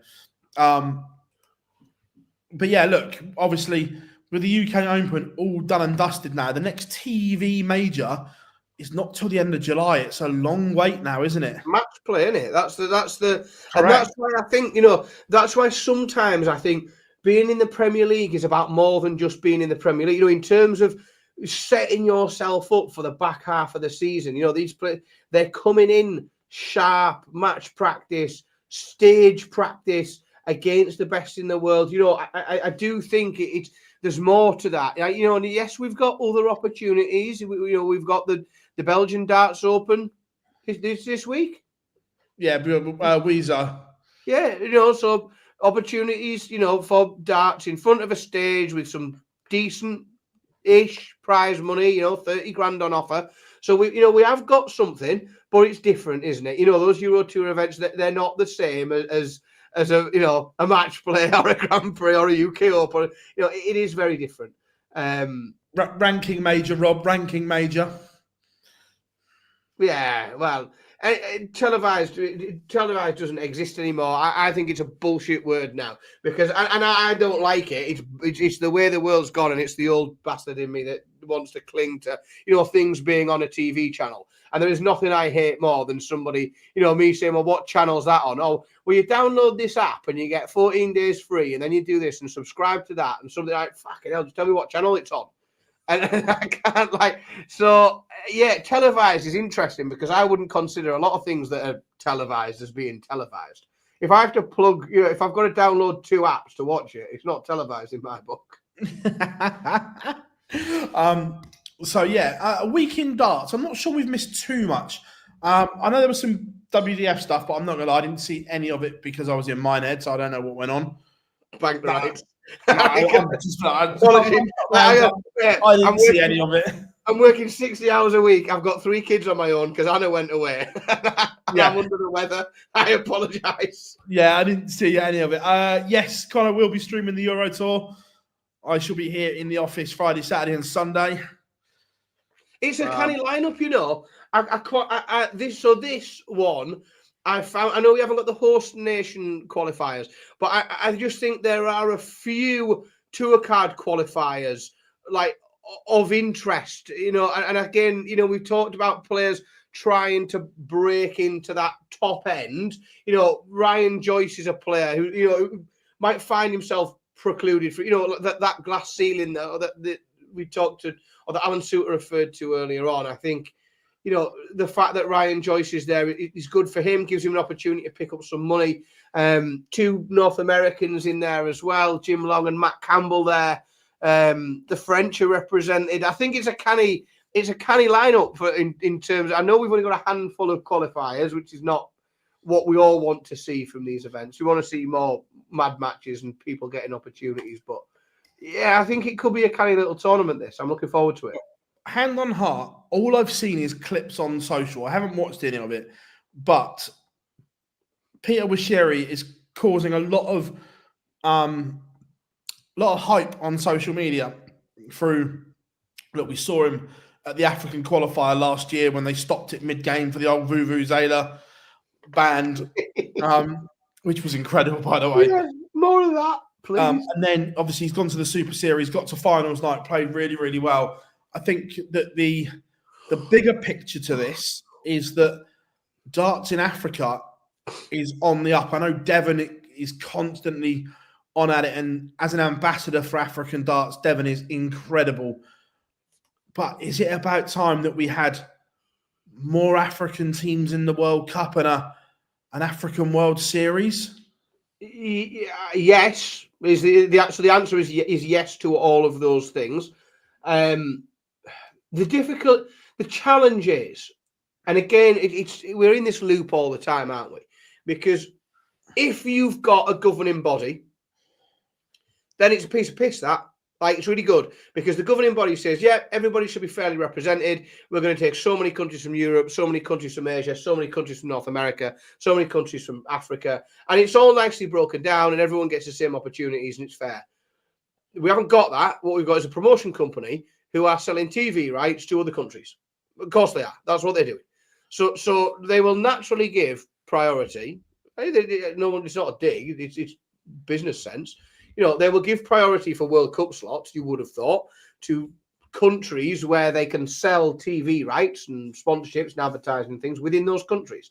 I don't know, whilst darts is on the rise in Africa, and it undoubtedly is, I don't know what the appetite for TV deals are over there. And if it's commercially viable for the PDC to start moving into it as a, you know, instead of just pushing the game, which is what we want everybody to do. We want to get opportunities for people to play darts and get exposed to it. But for the PDC, it's got to be viable, hasn't it? There's got to be something in it for them. There's got to be a pint in it for them. And I don't know if there is a pint in it for them in bringing more African countries to the World Cup if they can't sell TV rights over there for people to watch them. I'd love it if they could. I just want to see darts. I want to see darts, you know, on the rise everywhere. I think it's a long way off. I think it's something that we might see in 5-6 years' time. Yeah, look, 100%. I'd love a South African World Series event and so on. I'm also down for that. Well, it's a long flight, that, mate. I think I'd be aiming for the north of Africa at first, just because if we could go to Morocco or somewhere, that'd be a far more hospitable flight, just in terms of time off work. Yeah. No, look, Gates being there 2 weeks in a row isn't because the way the Super Series have done it this year. There's special weeks within the series, so it's not just all the way through. So obviously, Leonard played a week in the normal series, and then he's got a spot in the specials week as well. Also, you've got to look at it for people traveling from it's just logistics, America. And look, we were critical of the WDF for this. You've got to make it worth them coming over. And especially if you can time that for, like, so Leonard, for example, we know he played World Seniors at the Circus Tavern, and if he can wrap that trip for let's be honest, like, especially if you go out, if you don't win it, Leonard making that trip to the UK, flights, accommodation, everything else to play one World Seniors event probably is a big risk. So if he doesn't win it, he's probably out of pocket. If he can book himself, whatever that trip looks like, whether it's, you know, a seniors event, a week or 2 weeks at the Super Series exhibition here and there, whatever else he can tap onto it, like he's able to earn a crust from it. You know, he can make that trip worthwhile, or provide himself with more opportunities to make that trip worthwhile. And realistically, it's the only way that we are going to get more North American players, more Asian players over into the country, is to sort of accommodate in some way them being able to make it worthwhile. I think it's a good thing. I don't think it's not boring, is it? Like, you've seen the same player 2 weeks in a row. It's on for 50 weeks of the year, isn't it? Like, it's not the end of the world. Rob, the honest answer is I haven't got a clue, mate. And I get the argument of seeing the same faces, but again, a bit like the PDC, the Super Series relies on income from Pluto TV, bookmakers. The TV companies and so on want recognisable names. They don't want a week of Bill from Scarborough. But that's what I don't understand with Ed from Whitby and so on. So what is it that people are looking for, Elaine? Is it because that's the thing, is it's you have to be careful when you vary the personnel. You have to be careful not to erode the quality, which you could do. You know, you could, let's be honest, we could stick people in any tournament on the TV, and you could just drag them out of pubs, and you think, shit, this is not watchable. You know, you have to be careful to not erode the quality, especially when people are already at times critical of what's there and who's going there, and whether or not they are of a level at which to compete. I think the quality has been regularly very, very high, very good, very regularly, and we've seen the players that have spent time regularly playing Super Series events, and then they've ended up with tour cards, or they've ended up going and winning all sorts of different things. Again, it's a bit like the PDC. It's like you want to promote your brand in the best way possible, and having Leonard Gates in there for 2 weeks in a row promotes it better than having someone less of a profile. So, especially if you might be wanting people in North America to watch your product, you know, that could be. So from a brand point of view, it's bang on and 100%. I get it. Interesting one here. I didn't think it was horrific watching it. Having Webby there for the whole week, I thought adds to it. Mace getting food poisoning was disastrous for them. It's an inconvenience, isn't it? Yeah, it was a disaster for him that he literally had to dash out of the commentary box to go, shall we say, and then spent the rest of that day and Saturday not feeling very well. Got him back for the final, though, didn't we? We did get him back for the final. Yeah. A mixed bag. Again, I don't like to say too many negative things, so I will once again reiterate how good Ned Bolton is at cycling punditry. He's exceptional cycling broadcaster. I'll leave it there. I think we would be remiss not to mention the draw. Look, it's first of all how they've gotten away with it. I'd love to know what the odds were. So I ran out of genuinely ran out of numbers. Once you've got trillions to the power of 10, it's mind blowing. If you wanted it like something to 1, the numbers are off the scale. So for those that don't know, obviously Chris was meant to do the draw with Alan Moore and a little. We've just said Chris had severe dose of food poisoning halfway through Friday afternoon session. So Ned, not having done the draw before, has taken ball number 1 out, and instead of putting it on the rack, he's just put it back into the bowl. And it was ball number 23. So there was no conspiracy. It was no fixing the draw or anything like that. Ned put the ball back in by mistake. Now, just by sheer luck, coincidence, or whatever you want to call it, he then did not pick that ball back out, and that was the one left in at the end. Mind-blowing. Remarkable. And for me, I've got no issue that even if it had come out, you just go, look, this has happened, discard this one. It's like doing an acca. So, like, say you've got 20 balls in there. I just use like loose fit because it was the first ball as well. So there's like all the rest of the ball. So what was it? 32? 23 the ball was. 23. No, but I mean, how many balls were in there? Was it around 32? 32, I think. Yeah. So what you've got one ball out. So then you've got 30 balls left because that was the second ball out, wasn't it? So in terms of, if you think of it as an acca, like a betting acca, you've got the first bit of your acca, if you like, to pull that out is 1 to 30. Then it's 1 to 29. Then it's 1 to 28. Then it's 1 to 27. Then it's 1 to 26. And it's literally like you rolling those odds up on an accumulator until you get to evens. That's your total odds. Like that accumulator is your total odds of that happening.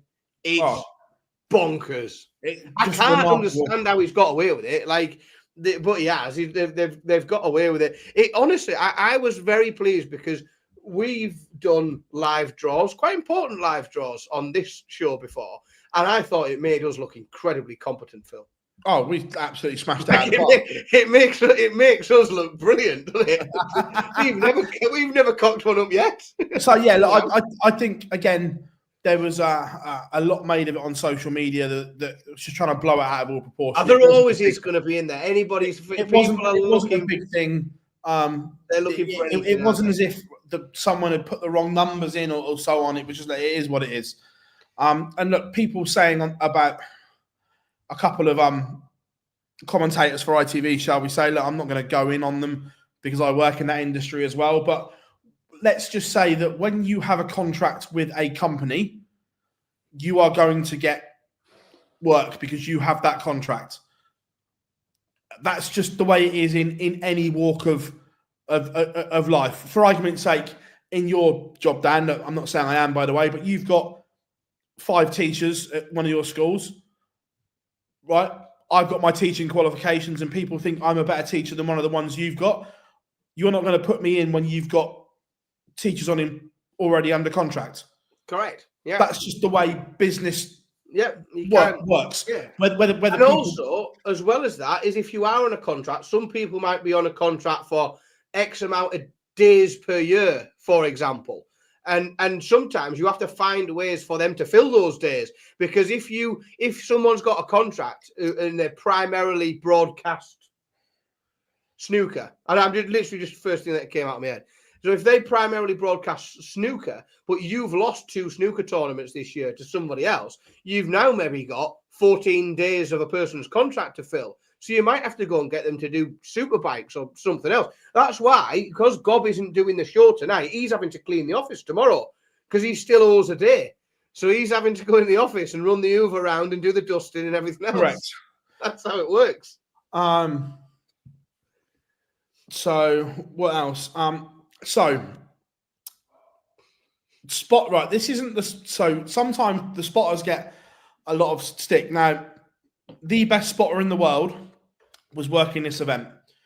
The problem is on the Super Series and the Euro Tour in particular, they do not use cameramen. It is done robotically by presets, by the software they have. I'm not going to name the software or whatever because that's not fair. Because no, but my understanding again as the amateur, the software that the Super Series and the Euro Tour use is the best darts software in the world. It is incredible. So I've seen it firsthand. To an amateur, like again, I've never seen this work. Does that mean that then, if, and I'm assuming, the spotter presses somewhere that double 16s where the camera needs to go, and some things happen magically, and the camera goes, and there isn't a man in between that makes that happen. Where on TV you see him at the front of the stage, you've got 2 blokes. Yeah, there's a lad which has got the headset on, and the spotter is telling them where to go. So at the Super Series and at the Euro Tour, the spotter He's knowing what he's doing. He knows the players. He's going with the cameras, telling the camera where to go. So someone's going 89, right? He's telling the director as well at the same time. 89. He'll go down first. Treble 19 for double 16.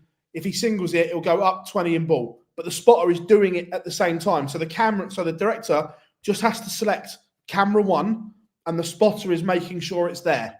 Now, for TV production, the spotter is telling the cameraman where to go. So look, just laws of everything. The cameraman can't move as quick as a computer preset. That's why there are more mistakes on TV with things like that, because the technology isn't used. Does that help people? That's just giving you an understanding into how production works. They say the Euro Tour and the Super Series have the best software going. The best spotter in the world was working on this event. I can assure you, it wasn't the spotter that was the issue. It's the cameraman physically can't move quick enough sometimes, or goes to the wrong place. If he doesn't, look, we all have moments. Wrong place and things like that.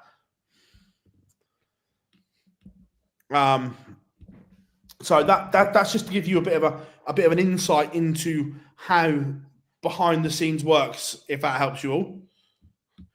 Marcus, going back to the point. That was good to see Jackie back, and the comment moved as I meant to ticket. Yeah, 100%. Yeah, that's it. That's sort of, I was trying to not make specific examples, but that's the point I was getting at. Is that that's how it works sometimes, and unfortunately, and again, you have to sometimes think, well, these are just people doing their job, and sometimes there's none of us that haven't picked up an overtime shift from here to there and worked in the other half of the factory than the other, doing something that isn't normally your job, but you just make a fucking stab at it, don't you? You do the best you can. Yeah. UK Open, why wasn't Della spotting? Because he's not the best spotter in the world. Why wasn't he playing? How did he not get an invite? Yeah. How we doing, Matt? Good to have you in. I'm furious. Cheers, mate. Thank you very much. All right, we had a couple of. Let's go back to these. Simon, we just kind of answered that one. For later, do you think those gold darts Luke ordered might be a Christmas present for a mate? So look, basically with the darts are exactly the same. It is just the coating of the dart gives them a slightly different feel, and the gold ones don't obviously feel quite the same as the black ones do in Luke's hands. It is just the coating, the mechanics and the dimensions and everything are exactly the same. But that is very much like a thing that's just for him, isn't it? Like, in the sense that there are other people that would use those two different darts. Prefer the gold dart over the black dart, 100%. Yeah, like I chuck a set, and again, I am not a brilliant darts player. I'm an all right pub player, and I throw a set of Johnny Clayton darts is what I've always, or I've certainly, like in the last few years, that's what I've been playing a lot, and I've become aware of the lunar edition of Johnny Clayton's darts, which essentially is a completely different coating, and it's a rougher coating, exactly the same dart, but with a different coating, and obviously that's why I'm not very good, is I'm not using those versions of the darts. Nothing to do with my action or anything else. But clearly the way to solve my problem is to buy more darts. But I keep thinking, well, I'm going to have to get a set of them, aren't I? Because they and some people would say, well, it makes no difference. Some people will say these are better than those darts. In reality, my view has always been no darts are better than other darts. The gold ones aren't better or worse than the black ones. You might be better at using them than the other, but again, some people like something with loads of grip. Some people like something with virtually no grip. Weights are different. Darts are they're very individual things, aren't they? It doesn't mean that a set is better or worse than another set. It's like my magic wand of a right foot. Whether it had a Puma King on it or a Copa Mundial, it could still pick people out. Correct. This is, these are the things that we have to bear into. And as soon as you start getting the Predators on, though, you can get a bit more swing on it. You can start to use the equipment a bit better. But yeah, I don't think they're. I don't think it's something that's really like They're not better or worse, really, than any others. I spoke to Gary briefly. He was all right. No, he's all right. He just hasn't played. I think he's just sort of a bit of match practice. That's all. How dare you, Rob? How dare you? Magic wand of a right foot at times. Just Mate, out of interest, I sent you the picture of Ted in his I showed you it when we were at the tavern, didn't I? In his coppers. That's what he's gone for. He's only 5. He's gone for a set of coppers. What was your football boot of choice? I was a Puma King, man. And then I went through a spell. I quite liked the tongue on a Puma King, that fold down tongue. I went through a brief spell of wearing a set of Umbros at Alan Shearer's peak. I went for a set of Umbros, but then binned them off to go back to a Puma King. It was the combination of ultra soft leather and that lovely tongue that I couldn't. Copper Mundial. Yeah, as I say, Ted's gone for a set of them. That's where Billy's a Predator boy. He's a modern child, isn't he? I've not managed to get him on anything vintage. I took him to the shop. You know, what about these Puma Kings? No, Dad. No, Predators. That's where we're at. Do you think Johnny Clayton end of the year top 5? Ooh, I think he'll be close. Let's have a. Well, he's 5th now, so, but it's tight. Like 5th to 10th is only 50 grand in it, so it is really tight now. To be fair, on the projection cut-off, I know I appreciate there's still an awful amount of money to play for. Between Bunting in 4th and Clayton in 7th, there's under 20 grand at the moment. It's so tight, isn't it? Yeah. One good run at a TV tournament is going to set you up. Correct. Yeah, it really will. It's really tight. I genuinely think it's a lottery. I think you could be in any. You could really shuffle that. You could shuffle the deck there. Certainly 5 to 10, and anything could come out the other side. You know, there's £1,000 between £1,000 between Hetter and Dobie. You know, it's one match. One match at a Euro Tour shuffles that a little bit. You know, £3,000 back to Chisnell. Another £2,000 back to Gezi Price. Like, it's so tight. Yeah. Wade's currently 12th. He moved up 2 places, getting to the final of the UK Open. Dimitri down to 20th. Big drop, that, isn't it? And he didn't lose it, and that's not losing his ranking money for the UK Open. He's still carrying the UK Open money on his ranking there. At 20th. He's 20th, carrying a major title. Well,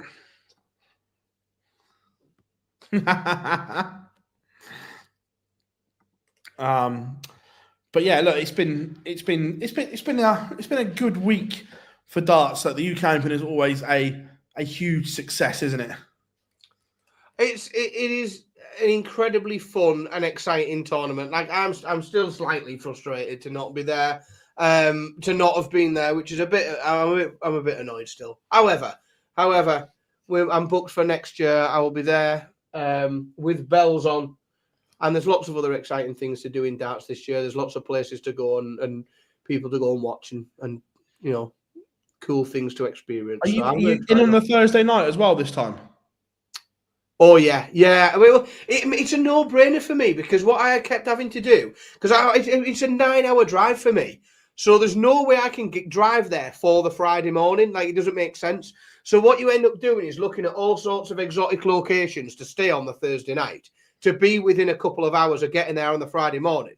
Or you just stay there on the Thursday night, which makes miles more sense. Because so my plan is, I don't even think the rest of the crew are coming down on the Thursday, or I don't know who's coming on the Thursday. I'll be there on the Thursday, and then I'm just going to find out who else is in Minehead and go out for dinner somewhere in the town and just have a night, like, getting ready for it, I think. Taron Goff. No, they pulled that one out of the bag, didn't they? Yeah. They pulled that one right out the bag to get him up there. Yeah. Everyone, thank you very much for your support. Remember, all the interviews from the UK Open are available on our YouTube channel as always. Plenty going on this week as well. I'm obviously setting up all the new stuff in the studio. We will have the Premier League on Thursday, so the preview will drop on Wednesday morning.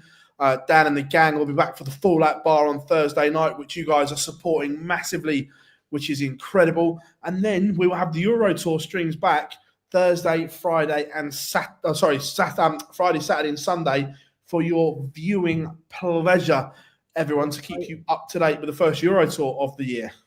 Very exciting time, isn't it? Oh, it is. It is incredible. There's no major for 5 months on TV, but there's a shitload of darts to keep up with still. 100%. But we have been the Live Line. This will be available as an audio only in the morning for those that want to listen back and enjoy it on your walk, gym, or whatever you're doing on the way to work. But I've been Phil Bars, Dan Simpson. We have been Online Darts, and we'll see you all very, very soon.